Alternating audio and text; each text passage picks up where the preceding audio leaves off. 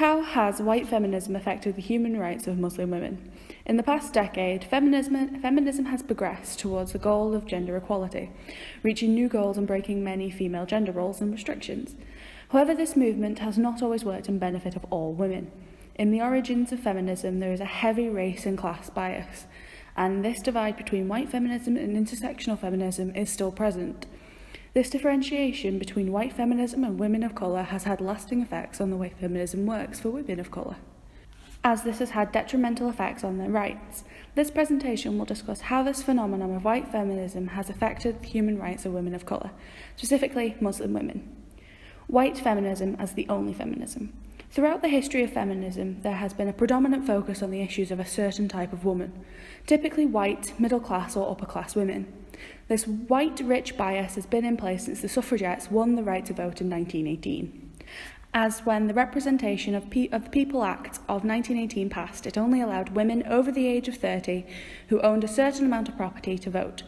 This restriction on the right to vote prohibited many women from voting, specifically poor women and women of colour. This is similar in the case of America. Susan B. Anthony and Elizabeth Cady Stanton, two women at the forefront of the feminist movement in America for women to win the right to vote, were open in their discussion of how white women should be allowed to vote prior to granting this to the inferior black man and men of colour. From 1918 on, this lack of intersectionality within feminism has continued. This exclusion of working class or poorer women and women of colour in the pursuit of feminism continued into the second and third waves of feminism, with white women at the forefront of this movement, but not discussing the issues of women of colour. A lack of intersectionality encouraged authors of colour, like Bell Hooks, to discuss the issues surrounding women of colour, something white feminism was not going to provide for them. Freedom, Western feminism and the liberation of the Muslim woman. The ideology that women of colour, specifically Muslim women, need to be liberated or saved by Western culture is prominent within modern white feminism, but did not begin with white feminism. This form of thinking has existed for a long time, that white society must save brown women from brown men. Layla Ahmed discussed this as colonial feminism, the need to save women of colour from men of colour and their culture surrounding it. This automatic assumption that the Western white society is the right culture and form of life is applicable to the discussion of feminism and women's rights, with the European woman being viewed as the right type of woman, or the essential woman who fits the Westernized criteria. A large amount of white feminist theorists discuss the Western society as better for women and view other cultures and religions as dangerous for women. In today's society, the culture and specifically religion focused upon by Western culture is Islam. As Islam is a high topic of discussion within the field of security and terrorism, it has been decided by white culture that Muslim women are at risk and need saving from Islam and the Muslim way of life.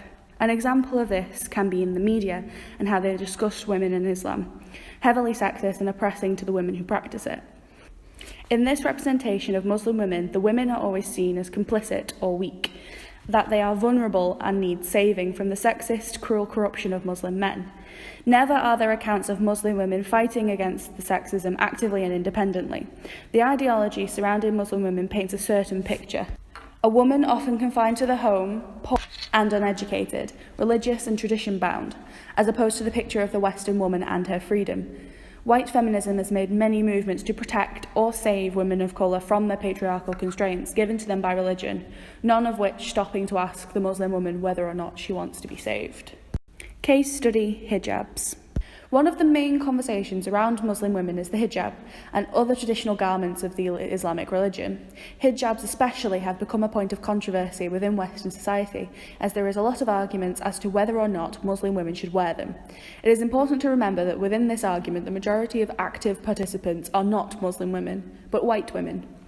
Countries such as France and Austria have tried to ban the garment in a show against extremist religious behaviour.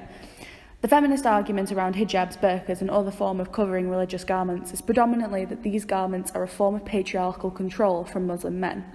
Many famous white feminists have strong opinions on the hijab. For example, Caitlin Moran in her book addresses how she does not agree with the concept of burqas or hijabs as they are a form of patriarchal control, hiding the female body from the male gaze. Some women, however, choose to wear their hijabs as a political choice. For example, within Trump's America, despite growing Islamophobia, many women have chosen to keep their hijabs on as a symbol of resistance. But in all roots, the purposes for wearing the hijab is a spiritual one. The perspective of white feminists onto the concept of the hijab is typically one-sided, with Western feminists often arguing that Muslim women should not wear hijabs or other religious garments that are seen as oppressive.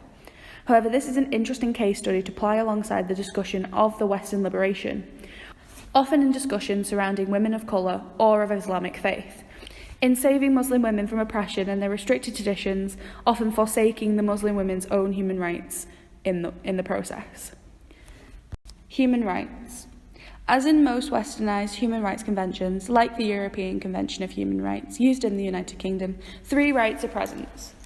Article 9, freedom of thought, belief in religion, Article 10, freedom of expression, and Article 14, protection from discrimination in respect of these rights and freedoms. All these rights discussed, and many others, are there to protect the rights of the individuals, but are typically forgotten in the discussion of Muslim women. The focus on the westernisation of the Muslim woman, there is often an erasure of their own human rights. In respect for their own religion, a Muslim woman may choose to wear her hijab, and often her own choice is disregarded and ignored by the feminist, arguing that her choice is a form of patriarchal control, instead opposing westernised culture on them instead, either option acting as a form of oppression towards the woman. White feminism has historically, whilst not always actively, prohibited the progression of the rights of women of colour. It has remained passive in the pursuit of these rights. In instances of Muslim women, there has been a wave of active white feminism that's had a negative effect on the rights of Muslim women. The ideology of the passive Muslim woman who needs to be saved and liberated by Western culture strips the woman of her own active position in the movement of her own human rights. This pacifying of the Muslim women, as Leila Abu Lughod argues, helps the West legitimise their actions and violent actions towards Islamic countries, seeing the culture surrounding the Muslim women as oppressive and archaic for gender equality, legitimising the actions they wish to take, however drastic, to protect the passive and submissive Muslim woman. Despite the West also possessing a strongly misogynistic society and fundamental patriarchy, they see this version of sexism as superior to that of a third world country, as it allows Western countries to validate their political actions, similarly to the colonial mentality of saving the primitive cultures from their own ways. To conclude, whilst white feminism has benefited the pursuit of women's rights, the inclusion of more intersectional thoughts as the movement evolves is important. Despite not being an overly active player in the oppression of Muslim women, white feminism must embrace the idea of being an oppressor, the same as men of colour.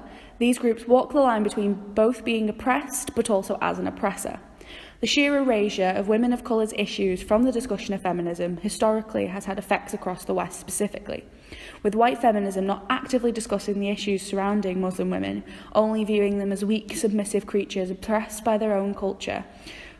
White feminism promotes this ideology, which is detrimental to the progression of women of colour's fundamental rights.